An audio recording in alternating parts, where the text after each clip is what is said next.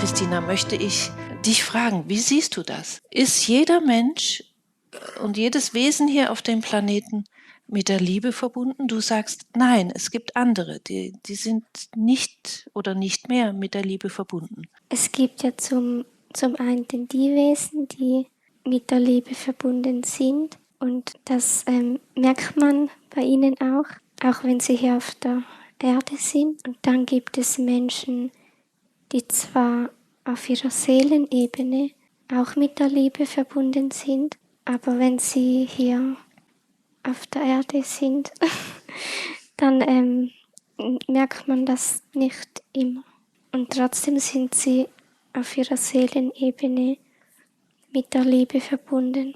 Und dann gibt es noch andere Wesen und bei denen ist es so, die haben das hier auf der Erde nicht und auf ihrer Seelenebene auch nicht. Weil die Liebe nirgends haben, wissen die auch nicht, was Liebe ist oder Mitgefühl und Verständnis. Und darum haben sie auch kein Gewissen.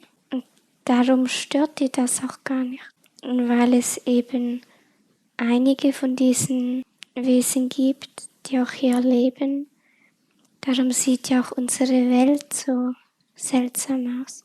Weil wenn die liebevollen Wesen hier auf der Erde am meisten da wären, dann würde auch die Welt anders aussehen. Weil all die Probleme, die man auf der Welt hat, die gibt es ja nicht, weil die einfach irgendwie da sind, sondern die gibt es ja nur, weil gewisse Wesen und Menschen, die machen das so. Weil theoretisch gäbe es für alle Menschen genug, überall auf der Welt. Wir haben ja nicht zu wenig. Es gibt nur Menschen, die haben zu wenig, weil das alles halt nicht gut verteilt ist. Und diese nicht gute Verteilung, die kommt eben von den Wesen, die keine Liebe kennen. Wenn jemand keine Liebe hat, dann hat er in seinem Innern wie ein Loch. Und das muss man ja irgendwie auffüllen. Und weil das eben mit der Liebe bei denen nicht geht, nehmen sie halt was anderes. Darum unterdrücken sie ja die Menschen, weil das für sie der Ersatz ist. Und darum wollen sie auch nicht freiwillig damit aufhören, weil wenn sie das tun würden, dann hätten sie ja nichts mehr. Also die Liebe, die wir haben und dieses Licht, das fehlt bei denen. Einfach weil sie irgendwann mal gesagt haben, dass sie nichts damit zu tun haben wollen. Und das ist dann ja freier Wille. Wenn sie sich davon abtrennen, dann kommt das so raus. Es ist aber nicht so, dass jemand verloren ist. Weil die Liebe, da ist ja niemand verloren. Aber wenn es Wesen gibt, die eben keine Liebe wollen, dann ist es bei denen so. Das ist ja ihre Entscheidung. Aber die Liebe selbst, die wirft niemanden raus. Also es ist niemand verloren. Man kann vielleicht höchstens selber dafür sorgen, dass man verloren wird, aber das ist dann nur man selbst, nicht die Liebe. Und die Erde ist ja in einer Schwingungserhöhung und das bedeutet ja, dass ab irgendeinem bestimmten Zeitpunkt all die Wesen und die Menschen, die mit dieser Schwingungserhöhung nicht mitgehen wollen, können, dass sie dann die Erde verlassen müssen. Einfach weil das dann nicht mehr für sie geht auf der Erde. Und diese Wesen, also teilweise wissen die das auch, aber weil sie ein bisschen seltsam sind, glauben sie, dass sie das ändern können, dass sie trotzdem hier bleiben können, wenn sie einfach die Menschen genug unten halten. weil die Erde, die ist ja in einer Veränderung und das kann man auch nicht aufhalten. Und die unlichten Wesen, die stellen sich einfach vor, dass sie diese Veränderung in die neue Zeit so umändern können, dass dann die Welt so aussieht wie bei Agenda 2030 und diese Dinge. Also die wissen, dass diese Änderung passiert und wollen das einfach für sich nutzen. Und das geht am Ende ja nicht. Aber sie glauben das halt, weil ihnen ja auch nichts anderes übrig bleibt. Sie haben ja sonst nichts. Aber wir haben eine Liebe. Und gerade wenn wir uns gemeinsam auch treffen, und dann kommt ja auch unser Licht zusammen. Und das kann man auch energetisch sehen. Also dort, wo Menschen, die schon bewusster sind und die etwas Gutes wollen, wenn sie zusammenkommen, dann entsteht ja feinstofflich auch ein Licht. Also das wird dann noch größer, weil jeder von uns hat ja dieses Licht und das kann man feinstofflich auch sehen. Also wenn wir auf der Erde rumlaufen, dann hinterlassen wir Lichtspuren. Das kann man, feinstofflich kann man das sehen. Und die Erde, die spürt ja, wer auf ihr lebt und was wir hier tun. Und sie spürt auch, wenn Menschen bewusster werden und aufwachen. Und das findet sie auch toll, weil die Erde, die war ja nicht von Anfang an in der 3. Dimension. Und die war auch nicht von Anfang an in dieser Versklavung drin. Das war ja ganz am Anfang gar nicht gedacht gewesen, dass das so passiert. Aber damals bei Atlantis, da konnten die unlichten Wesen eben auch gewisse Menschen beeinflussen, die damals dort waren, halt ins Negative. Und dann hat das die Schwingung immer weiter nach unten gezogen. Jetzt ist ja das Gegenteil, weil die Erde wieder dahin zurück will, wo sie hergekommen ist. Und das braucht seine Zeit.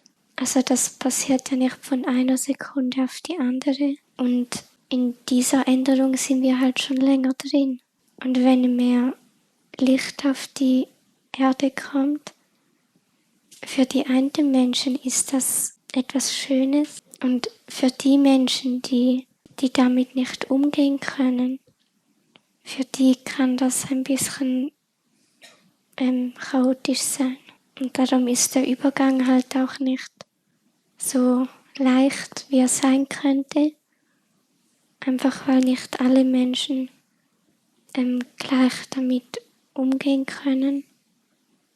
Und es halt auch die unlichten Wesen gibt, die das alles irgendwie manipulieren wollen und in ihre Richtung drücken wollen.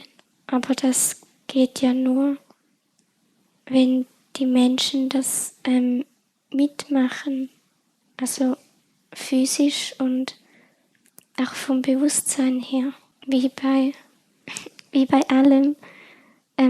Es braucht ja uns Menschen dazu, weil wir hier leben und dann braucht es im Kollektiv, dass gewisse Dinge geschehen können, auch immer eine gewisse Energie. Und wenn die nicht da ist, dann geht es nicht.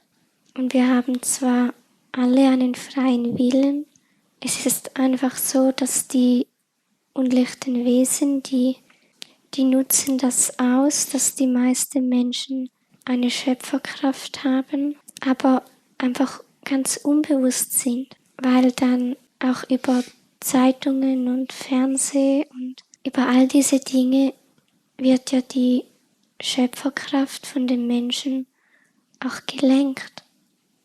Also in den Medien kommen ja nur bestimmte Dinge ganz egal, ob die überhaupt wahr sind oder nicht. Aber es kommen ja immer nur bestimmte Dinge und viele andere Dinge, die da auch noch wären, die kommen gar nicht. Und das, was da kommt, geht ja meistens in die Richtung, in die gewisse unlichte Gruppen auch hinwollen. Und wenn die Menschen dann, also so werden sie dann auch gelenkt. Die meisten Menschen wollen ja Frieden und dass es allen gut geht. Es sind ja nur wenige, die eigentlich Krieg wollen und andere seltsame Dinge.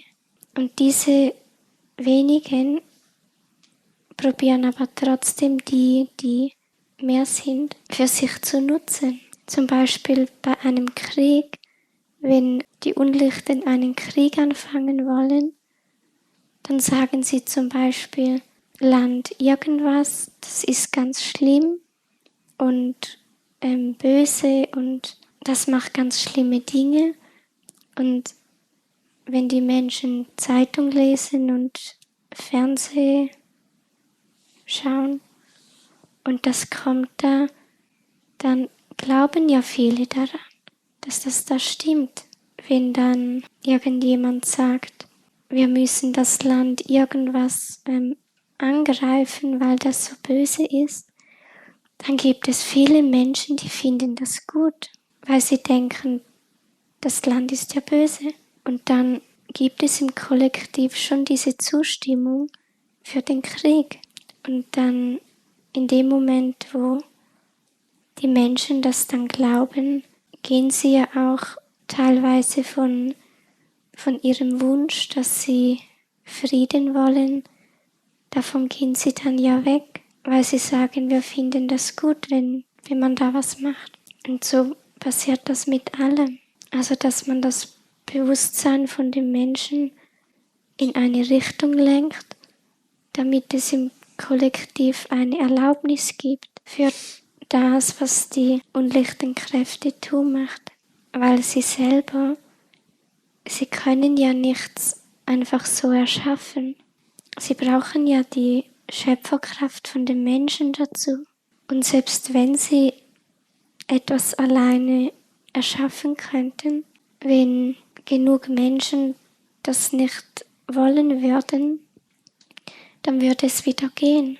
Darum sind wir Menschen, wir sind ja nicht ohnmächtig. Wir haben ja eine Schöpferkraft in uns. Und die einen, die wissen das und die anderen nicht. Aber wir haben das und wir erschaffen ja ständig.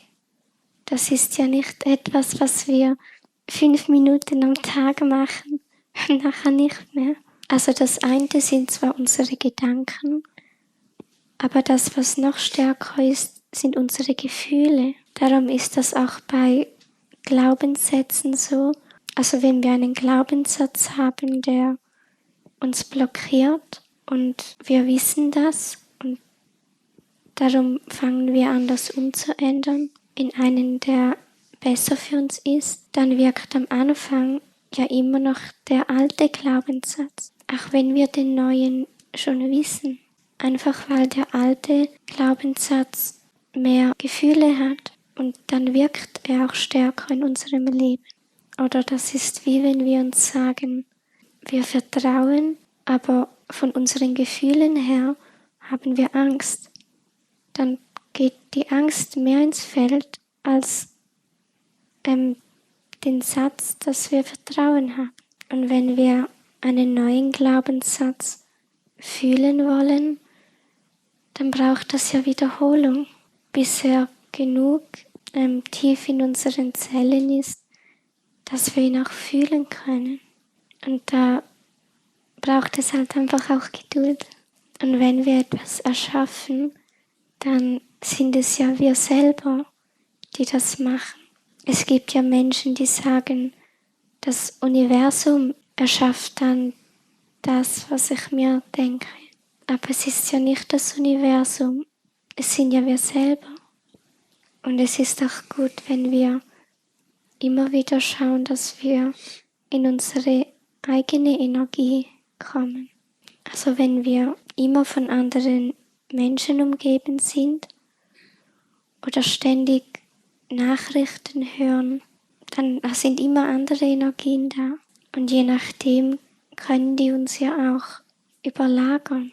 Und dann haben wir plötzlich Dinge bei uns, die gar nicht zu uns gehören. Und wenn wir für uns alleine sind, können wir mehr in unsere eigene Energie wiederkommen. Und wir können unsere Intuition dann auch wieder besser wahrnehmen.